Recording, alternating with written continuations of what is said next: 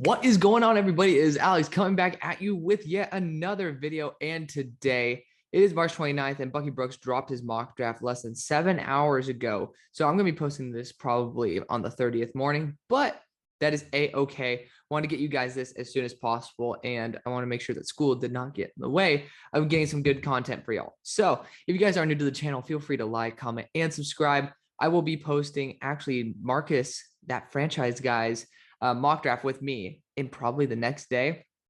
I just think that maybe a Friday, maybe a Saturday would be the best day to drop something like that. So thank you guys so much for always supporting the channel. I do appreciate it. Let's get to 4,500 by draft day, which is going to be pretty easy. So who knows? Stretch goal 5K, obviously not going to happen, but hey, if it does, thank you guys for doing it. I would love that to happen. Let's continue and let's kick it off. This is the post Deshaun Watson, Tyreek Hill, Bucky Brooks mock draft. Let's kick it off.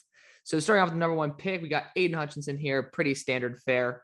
Obviously, it just seems like the foregone conclusion. Love his work ethic, love his tenacity, rebuilt his entire athleticism over the offseason and came back like a new man and just absolutely wreaked havoc. Kept his power at his larger size, but slimmed down to add some extra speed as well. Loved Aiden Hutchinson. Overall, an extreme athlete as well. I think he scored around 9.8 on his RAS score. Dude can ball the F out. Big fan of him. Detroit going Travon Walker seems like almost a foregone conclusion, which is really weird. You know, obviously I love KT, but, you know, Travon seems to be the consensus at this moment. You know, they are definitely looking also at Malik Willis. You're looking at the offensive scheme that they're using, a lot of rollouts, stuff like that. And I do think that, like, I listened to NFL Stock Exchange, and obviously I'm going to let the reporter there give you a better description of what the Lions were doing with the quarterback situation. Bottom line, it didn't fit exactly what Jared Goff was doing. So they might be trying to mold their offense for a different style of quarterback. I still think defensive line is something they could address 100%. And Travon Walker is not a shabby player. I just don't think he's worth a number 2 overall pick. I personally would rather go Malik Willis than Travon Walker at this spot. But again, you can't complain with a guy who's as freaky potential as Travon Walker. I'll just say that. Number 3, the Texans going KT just doesn't seem like to be it's not the environment that KT would go to if you're talking about potential concerns of his overall mentality. I mean, Lovie Smith's going to get the best out of him, I hope. You know, I love Lovie Smith, and his beard is freaking phenomenal. If you ever like see that picture, there's a picture of all 32 coaches, and Lovie Smith sticks out like a sore thumb because that white beard is just so freaking badass.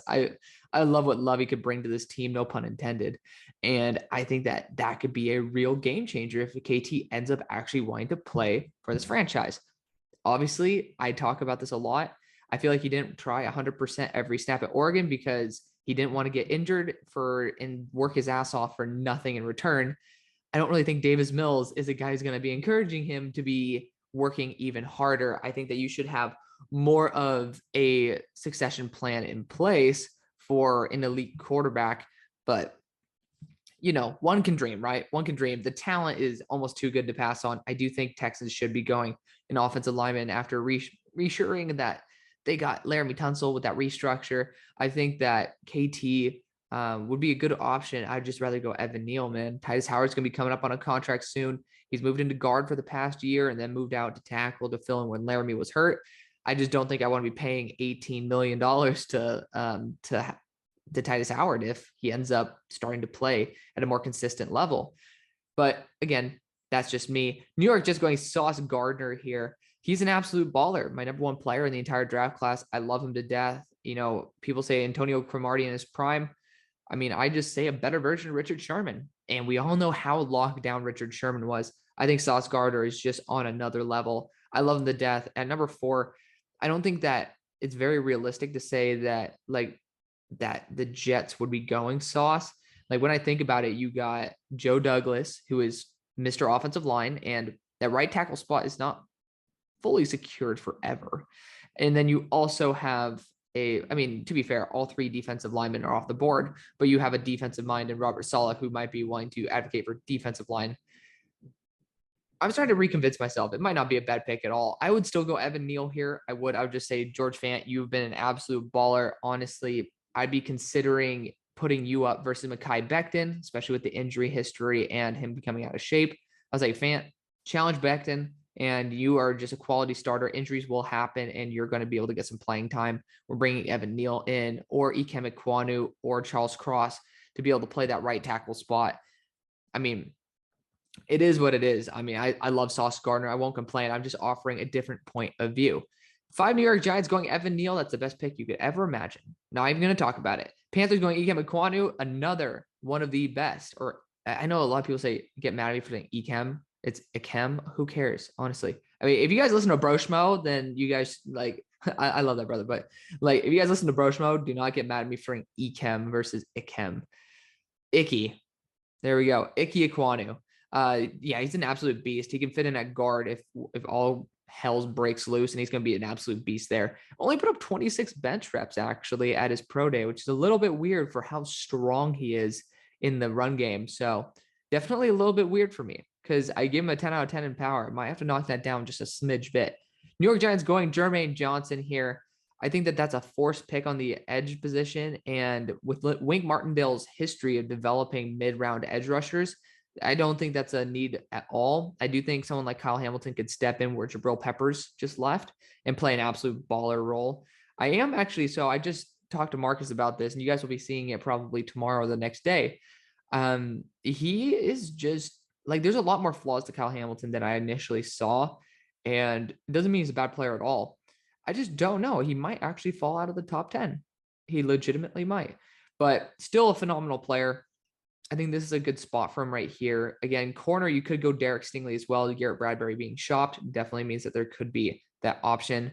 I think the edge rushers in round 2, even if you get Arnold Ebiketie, Boye Mafe, could be a lot more impactful, especially if you get a more impactful position at pick 7 than Jermaine Johnson is. At number 8, you got the Atlanta Falcons going Garrett Wilson. I think that's a phenomenal fit, and he's the best wide receiver in the class. Seahawks going Devin Lloyd here. Perfectly fine with it. Actually, hold up. No, I don't know. I just went autopilot mode right there. No. So there you go.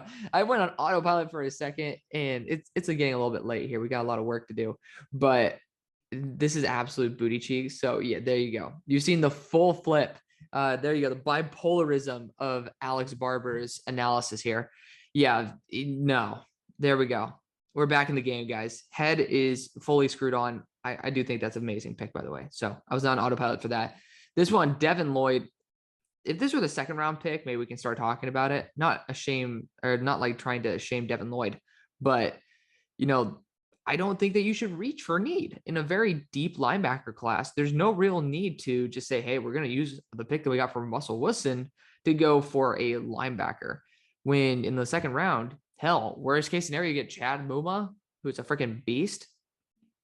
I don't know. You guys can give me feedback on that. I just think that's a wasted pick. And honestly, there's just so many better positions. You go Derek Stingley here. You go Malik Willis here. There's just a lot better of options for them overall. Jets going Kyle Hamilton. I'm a fan of it. I know that TFG is not exactly, but I do think that Kyle Hamilton, when used with Robert Saleh, could be an absolute game changer.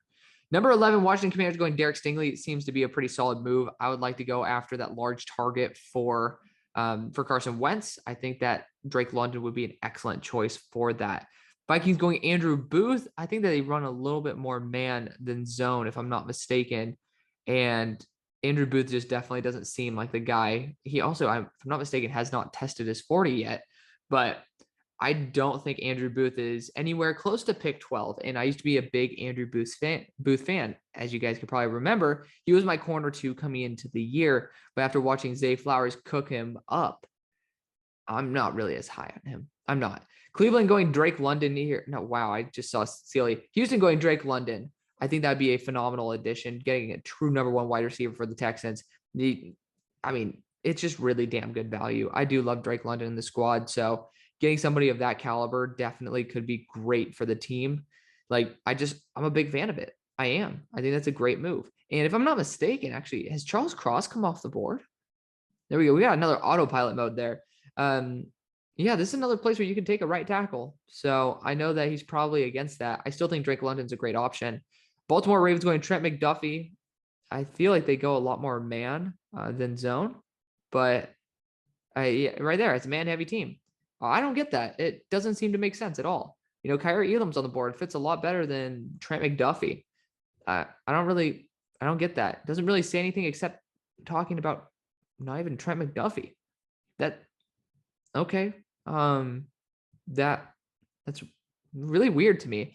Like I don't see any actual reasoning behind getting Trent McDuffie for a man-heavy team. He's sub 6 foot, and he's much more instinctual than an actual man corner. Like he's more of a zone corner than anything.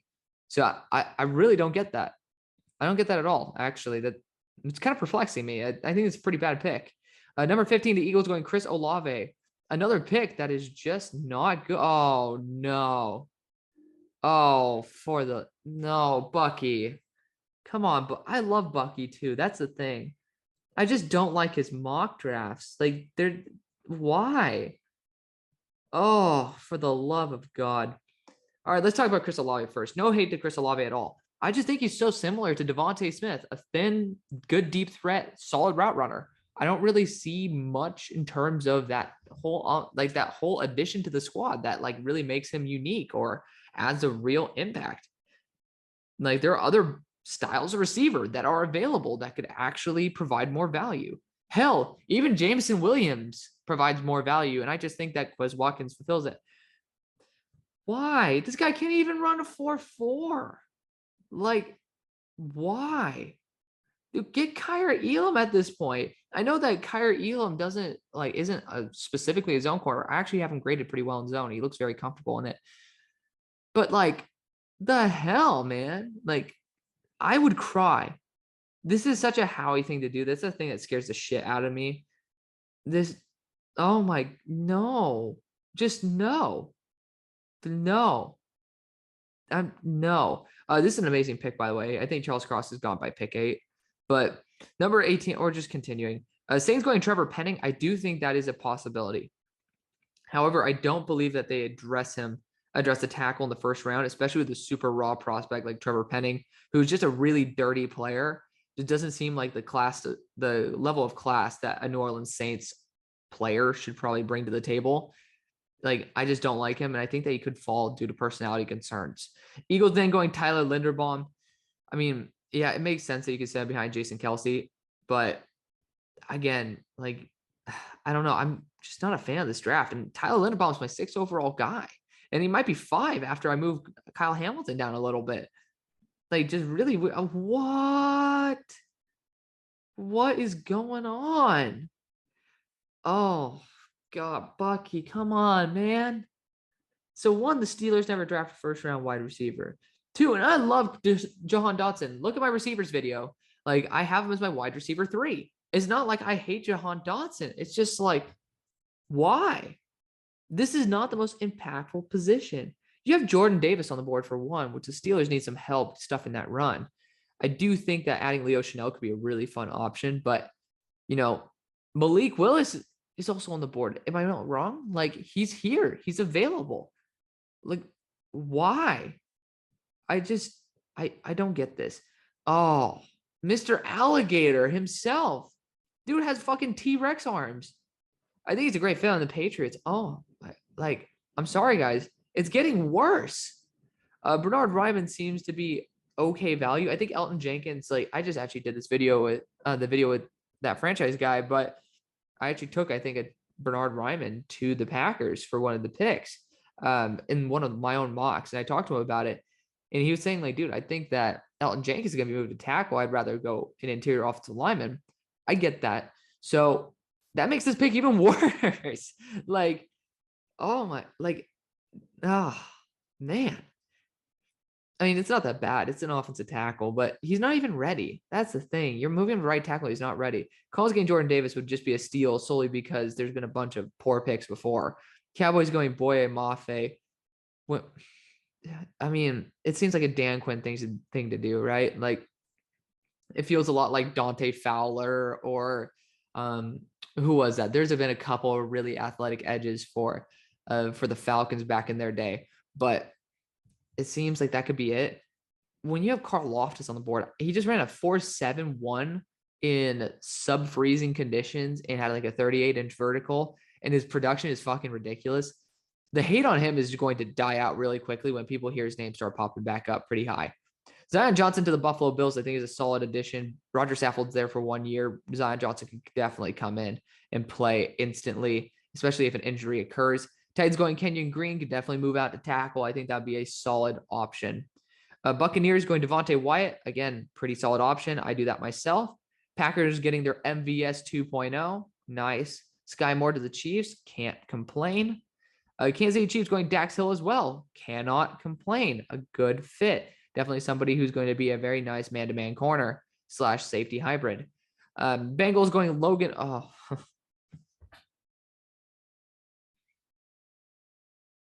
why? Like, guys, I hope that you guys are sharing my sentiment here. Oh, my God. And I just had an argument with a Bengals fan on Twitter, links in the description, over Travis Jones and DeMarvin Leal, talking about him as a 3-tech, because I know Travis Jones usually is more that 1-tech style. I think they use the athleticism and the absolute just monstrosity to be a 3-tech.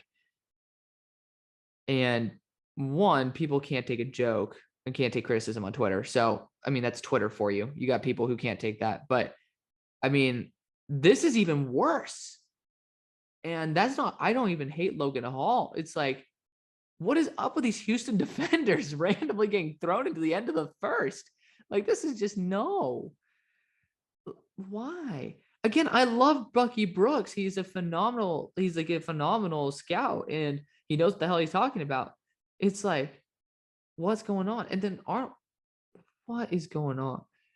I don't have words. I don't have words.